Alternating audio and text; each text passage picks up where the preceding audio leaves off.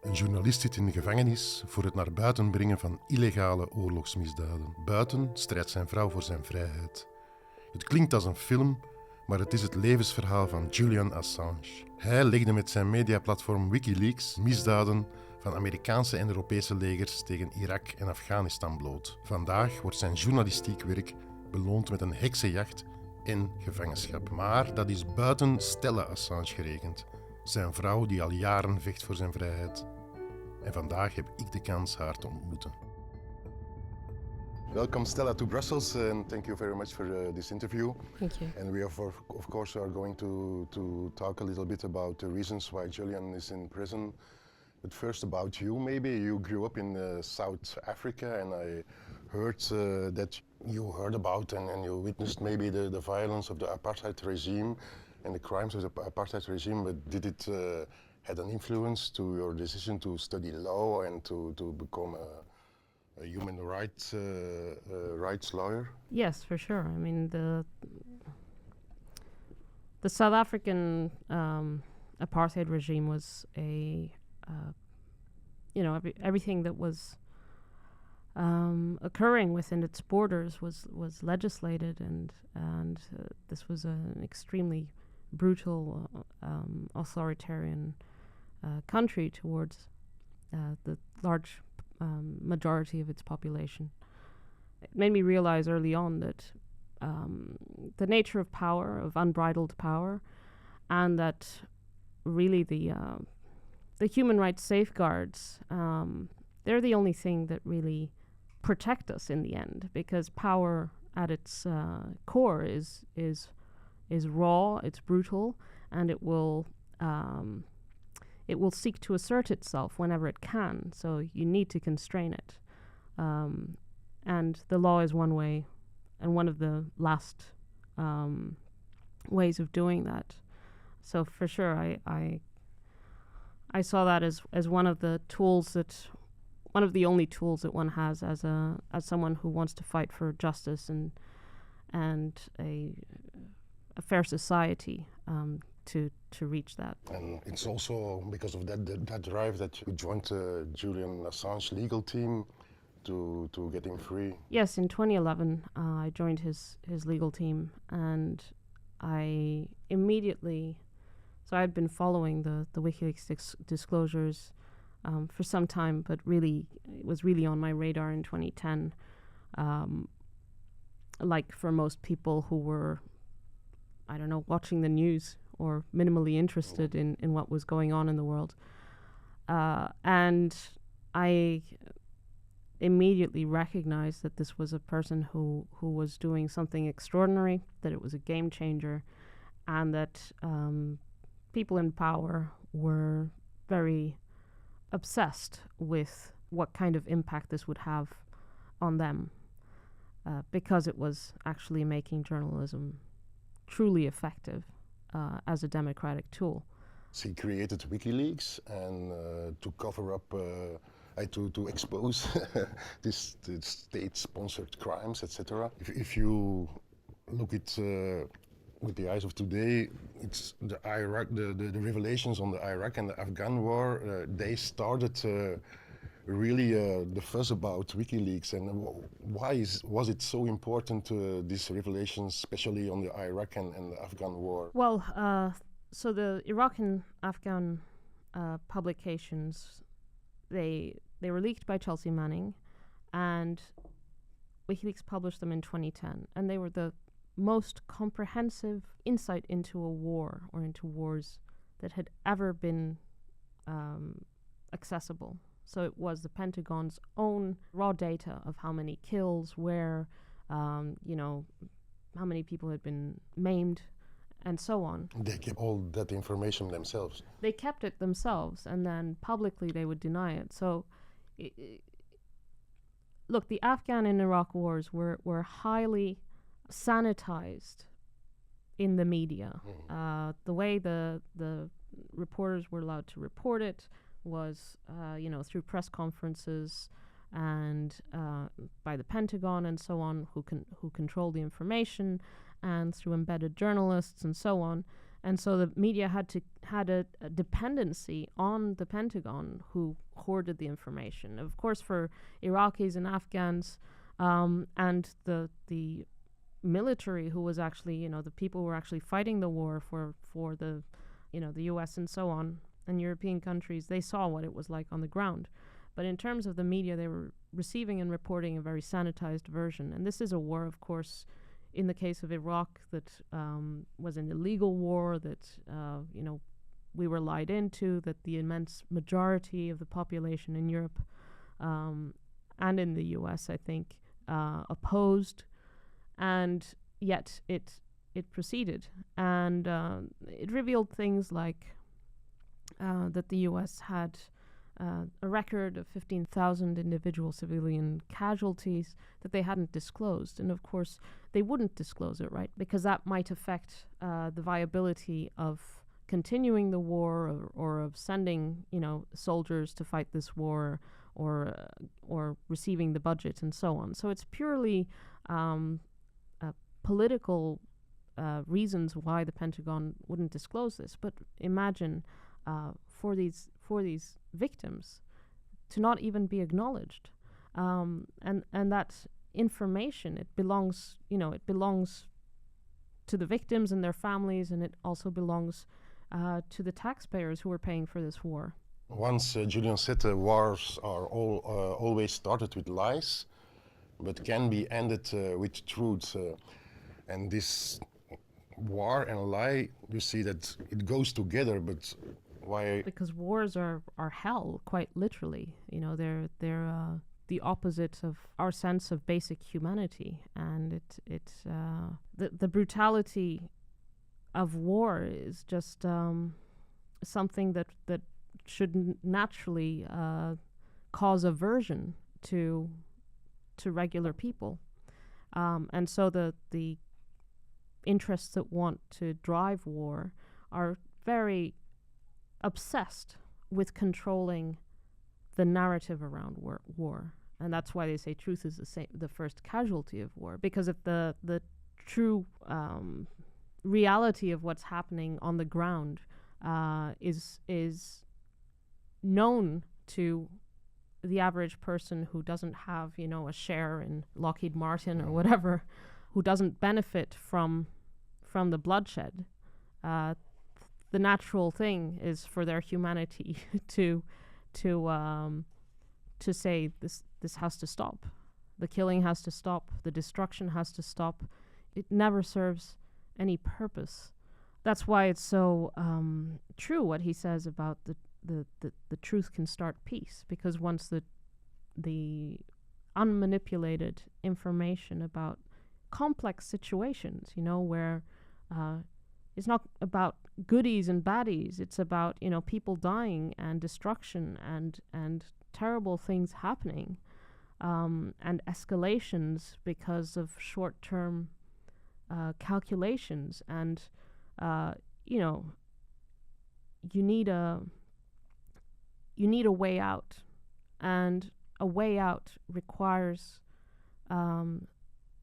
for truth to be able to be spoken, because if both sides have complete control over the narrative, then it becomes a locked situation that can spiral out of control. And in the case of Iraq and Afghanistan, it was clear by 2010 that these wars were basically unwinnable by the U.S. And yet they continued, because, as Julian said, the goal is not a successful war; it's an endless war. And in order to understand that, you have to understand who benefits from endless wars, and who bears the cost. And the cost is borne primarily by those who have to suffer physically the consequences, but it also involves a transfer from the tax base into... From budgets, from social project to the war industries. To the war industry, yeah. And then if we are talking about the role of journalists, because after all, Julian is a journalist, and What? So he received information from a source. He possessed this information, and he made it public. Yeah. So that is journalism. And once you said Julian is being prosecuted as a journalist, not as a whistleblower, not as anything else, but as a journalist. I think it was for some years because Julian introduced certain innovations into journalism, such as the use of encryption for communications and for receiving information through the electronic Dropbox in an untraceable manner, entering into partnerships with other organizations. These two aspects are now standard procedure for all the major newspapers. So he pioneered that renewal, in fact. He pioneered these innovations, but at the time it was seen like he was an outsider doing things that weren't. That's not how journalism is done. And so there was a recognition that this was a really these were the biggest scoops in journalistic history, really. But they were done by an outsider who was doing things differently. And there's actually a very interesting paper by a deputy attorney general of the U.S. who argues that the American press has been, it's called the WikiLeaksization of the American press. And he says, well, these were the innovations. Now they all use it. So it was always the case that what Julian was engaged in was journalism. It was effective journalism. It was journalism of the 21st century. But it was journalism. And there was an attempt to falsely try to say that he was different. But then when it comes down to analyzing the activity, even the Obama administration said that they could not find any way to differentiate the activity from what the New York Times does in its essence, that is receiving, possessing, communicating to the public. And so the Obama administration said this administration is not prepared to prosecute Julian Assange for the Chelsea Manning leaks, because the only way to do so, having analyzed the facts, is to effectively to criminalize journalism, and this administration is not prepared to do that. The only thing that changed was that there was a different administration, and they decided that they did want to set the precedent. They did want to describe receiving information. That is rather shocking, but the things you say is that if the possession and the publication of vital information is being criminalized, it's not only about Julian, it's about journalism in its whole. Absolutely, and that's always been the case, and especially because Julian he's not an American citizen. He came to Europe to publish. He came to Europe because of the safeguards that were here, because of the partnerships that he had here. And what the U.S. has done has basically asserted that it has jurisdiction over the rest of the world and over the rest of the world's journalists, and it can pluck any person who reports about criminal behavior by the U.S. administration and claim to have jurisdiction over them and put them in prison. But it's not just that. I mean, if you look at what's just happened over the past few days, Russia has used its espionage laws to prosecute a Wall Street Journal reporter, and this is the first time that a U.S. reporter is prosecuted under this legislation since the Cold War. It's not like they didn't have the law wasn't there to do it before. It's that they've decided to use that legislation in the same way that the U.S. is using its espionage laws against Julian. And you think there is a link that Russia now is prosecuting this journalist from the Wall Street Journal with laws that they already had because there was some kind of precedent internationally with the Trump administration to prosecute Julian? I think the U.S. is setting a global template about how to go after reporters, journalists, dissidents, whatever. And there had long been a consensus that you just don't go after journalists. You don't, Russia could have just expelled the guy. Like it expels American citizens all the time, for various reasons. But they've actually decided to do this.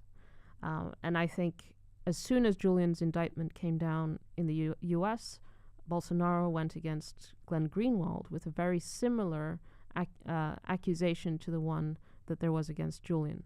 And then as soon as Julian was arrested as well, in Australia you saw Australian federal police raiding the national broadcaster ABC and changing legislation which included, for example, that the Australian security services have the right to even change the contents of the computers of the national broadcast or of reporters, withdraw information and so on. This is completely mad. So it's a kind of worldwide principled struggle also. It's about Julian, but it's a principled struggle also to have the freedom for journalists to publish, because what you're saying is that with this action of the United States administration, they're setting a kind of very regressive standard on journalism worldwide, not only worldwide, and it's a global collapse of standards because,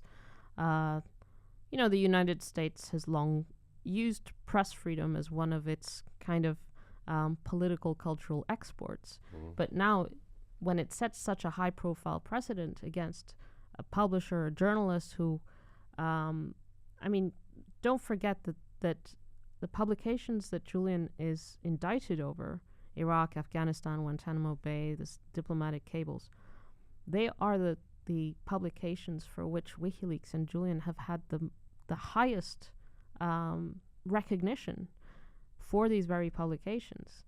Julian's been repeatedly nominated for the Nobel Peace Prize precisely because of these publications. And that's what the U.S. is now saying is prosecutable crime. So it's a global collapse of protections for journalists, and it's an attack on the public's right to know, because the effect of this is that journalists everywhere are inhibited. There is a chilling effect from just the fact of having this prosecution. That's why you see, the Washington Post, the New York Times, and the Guardian, and so on. Some of these publications did quite a lot of effort, put quite a lot of effort into trying to really undermine WikiLeaks and Julian for a long time. So it's not like they're interested or want WikiLeaks to continue to exist, but they have come out and they've said this case is an attack on press freedom. It undermines existing protections. It affects our ability to publish. And that's because they are receiving leaks that they're not publishing. Because as soon as it goes to their legal departments, their lawyers are going to say, the Assange precedent means that you just can't risk it. So it's preemptive censorship that's being applied. Absolutely.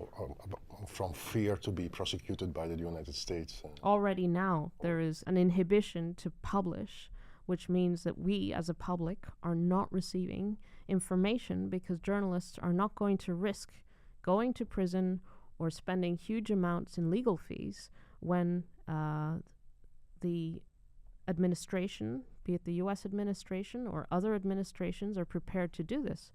And Julian's case, the purpose of putting Julian in prison indefinitely and in this really arbitrary and cruel way is firstly, of course, to silence him, but probably more of a motivation for them is to create him as a symbol of you can't do this, you're not going to do this, and to bring the press to corral the press and control the press and intimidate them. when you talk about the prison and the conditions in the prison, I heard that you were married this year with Julian in prison. Last year. Okay, yeah. Sorry. Most people marry in freedom. You marry Julian in prison. It must have been quite a special feeling. I do think bittersweet, maybe, to marry someone in prison, or. It was bittersweet, but for us, getting married was an expression of freedom within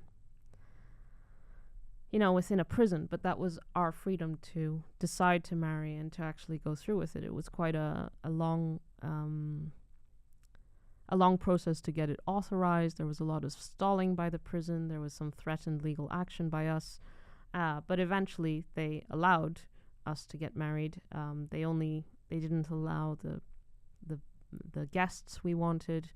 The two witnesses we wanted were declined because they were journalists.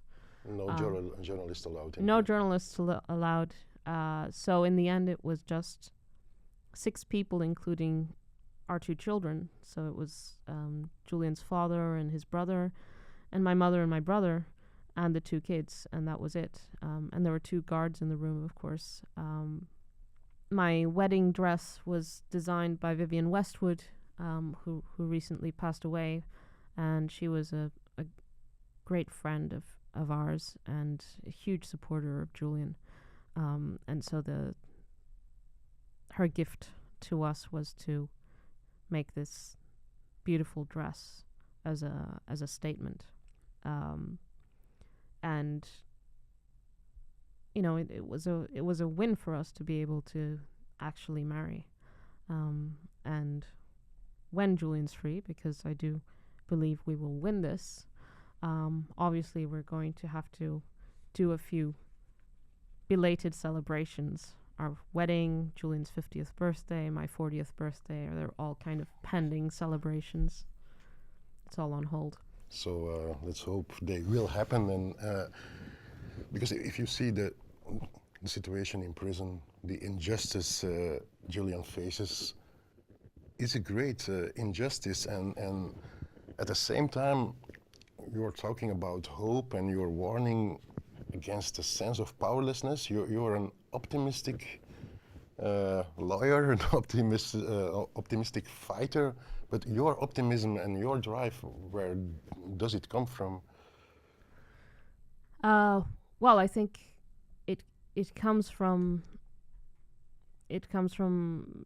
seeing that Julian actually can be freed, that we can actually win this, and I see this as not just my solo fight. It's not my solo fight. It's Julian's entire family is committed to getting him out, and millions of other people, because millions of other people have basically become witnesses to an enormous injustice, because they've come to understand, I think, over time, that you don't need to understand the ins and outs of the legal case, the legislation in the US, legislation in the UK, this and that. You just see the naked facts, and the naked facts are that Julian has been in the harshest prison in the UK for 4 years and counting. He's indefinitely there. He's there because the US wants to extradite him. The US has a sentence of 175 years, and it is accusing him of publishing the most significant information about war and the killing of civilians and torture and crimes against humanity. I mean, it couldn't be more extreme. I think the intrinsics of the case are so important, and that the only thing standing between Julian and his freedom is people's awareness about what's going on, because any person with a sense of justice, fairness, and a love for democracy will be moved to call for his freedom, and wouldn't tolerate what's going on. And I don't like to use the word hope because I think hope can be a little bit distancing. I think you really need to get your, get down and work towards a goal.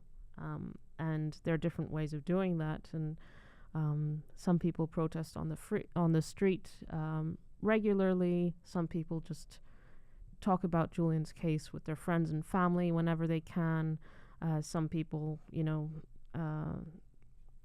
are people all over who are doing their part or what they can to try to bring this awareness. And we have, from, as I said, protesters on the street to heads of state, the president of Mexico, the president of Brazil, the president of Argentina, the prime minister of Australia, even the United Nations, the OSCE. There's a movement, I think, at every level, which understands the importance of this case. It's not just about the self-interest of the press. It's about, whether we are going to be living in a free and open society or whether this is just the end of it. And a last question for viewers and listeners to this podcast. So, which is the best way to act to support the campaign of to free Julian Assange? Well, I'd say stay informed about the case. You can follow me on Instagram, Stella Assange, and Twitter, which is the same, Stella _ Assange. There's a website called don'textraditeassange.com, which has a lot of links to, for example, documentaries and videos and statements by these organizations that I've mentioned, and also an action page. But there are also grassroots initiatives, and obviously people can donate. Within the European Union, there's the Bouw-Holland Foundation that takes donations, and those are tax deductible. And there are actions happening all the time. So I would say just stay engaged, because something might be happening near you any moment. Okay, thank you very much, Stella, and please, listeners and viewers, go to the social media of Stella. So thank you for your strength and passing this strength to other people, and we will commit ourselves to continue to support the campaign to free Assange, because in the end it's a campaign for democracy and free journalism for everyone. Thank you. Thank you very much.